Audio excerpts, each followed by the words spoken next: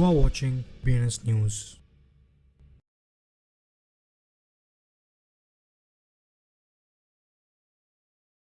నమస్తే BNS Telugu news channel కి స్వాగతం సుస్వాగతం. నేను మీ వెంకట్ సాయికుమార్. ముందుగా వార్తల్లోని ముఖ్యాంశాలు. దక్షిణ కొరియా ఓటీసీ క్రిప్టో దొంగలు USDT ట్రయల్లో నేరాన్ని అంగీకరించినట్టుగా తెలుస్తుంది. ఆస్ట్రేలియన్ ట్యాక్స్ కార్యాలయం 1.2 మిలియన్ క్రిప్టో కరెన్సీ యూజర్స్ నుండి వ్యక్తిగత ట్రాన్సాక్షన్స్ వివరాలను కోరుతుంది. 820k BTCని పెంచడం ద్వారా US spot bitcoin ETF global ETPలను సవాల్ చేస్తుంది. ఇండోనేషియా రెగ్యులేటర్ పరిశ్రమ యొక్క ఆపరేషన్ సమితిని పర్యవేక్షించడానికి క్రిప్టో కమిటీని ఏర్పరుస్తుంది. Nigerian SEC P2P crypto trading ప్లాట్ఫామ్ల నుండి స్థానిక కరెన్సీ డీలిస్ట్ చేయడానికి ముందుకొచ్చింది. Crypto exchange Bitpanda Raiffeisen bank partnership తో ఆస్ట్రియన్ ఉనికిని విస్తరించింది. బిట్ఫినిక్స్ పే మరియు ఎంటర్ప్రైజెస్ చెల్లింపుల సహకారం కోసం Aave Bybit partnership high trader activity మధ్య ఎథీనా ENA ప్రైస్ టార్గెట్ పెంచుతుంది. బ్రెజిల్లో క్రిప్టో కరెన్సీ ఇంపోర్ట్స్ రికార్డులను బద్దలు కొట్టి ట్రేడ్ బ్యాలెన్స్ లను అఫెక్ట్ చేయడం ప్రారంభించాయి. కాంగ్రెస్ మహిళ SEC రూల్ మేకింగ్ ను సంస్కరించడానికి బిల్లును ప్రవేశపెట్టారు. క్రిప్టో గోప్యతా సేవలు తగ్గిపోతున్నందున లోకల్ మెనోరా ఎక్స్చేంజ్ మూసివేయబడినట్టుగా తెలుస్తుంది. Grey scale Trojan horse Ethereum futures ETF ని విత్డ్రా చేస్తున్నట్టుగా తెలుస్తుంది. నలుగురు అనుమానిత దక్షిణ కొరియా ఓటీసీ క్రిప్టో దొంగలు బోగస్ USDT ఒప్పందాల్లో క్రిప్టో కొనుగోలుదారు నుండి సుమారు $7,35,000 దొంగిలించినందుకు నేరాన్ని అంగీకరించారు.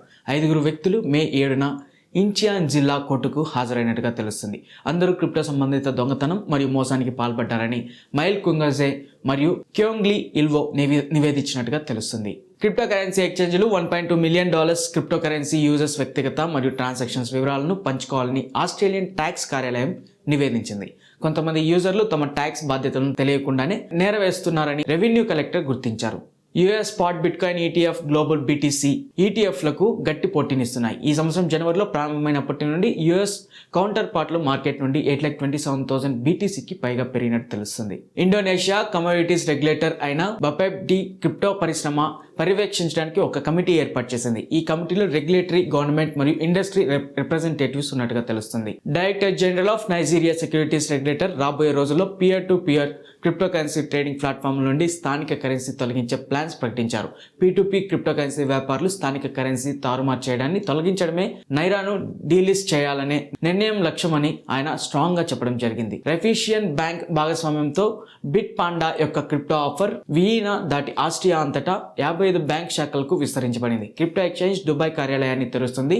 యూరోప్ వెలుపల UAE తన మొదటి విస్తరణ ఎంపిక చేసింది. Avepay.io సౌత్ ఈస్ట్ ఆసియా కోసం మెయిన్ స్ట్రీమ్ మరియు ఆల్టర్నేటివ్ వ్యాపార విభాగాల కోసం ఆర్థిక సాంకేతికతలను తొలి గైడెన్స్ కోసం ప్రసిద్ధి చెందిన డిజిటల్ చెల్లింపులకు సాంకేతికత ప్రదాత బిట్ఫినిక్స్ పే కోసం తాజా ఎంటర్ప్రైజెస్ మెంబర్గా స్వాగతించబడింది. బైబిట్తో దాని ఇటీవల భాగస్వామ్య ప్రకటన మధ్య ఎథీనా ENA ప్రైస్ ఈ రోజు ముందుగానే $1.0 కి పెరిగింది. పత్రికా సమయానికి ENA $1.37 బిలియన్ మార్కెట్ క్యాప్ తో 4% పెరిగి $0.902 వద్ద ట్రేడ్ అవుతుంది. మరియు రోజువారీ ట్రేడింగ్ వాల్యూమ్ 45% పెరిగి $632 మిలియన్ కు చేరుకున్నట్టుగా గుర్తించడం జరిగింది.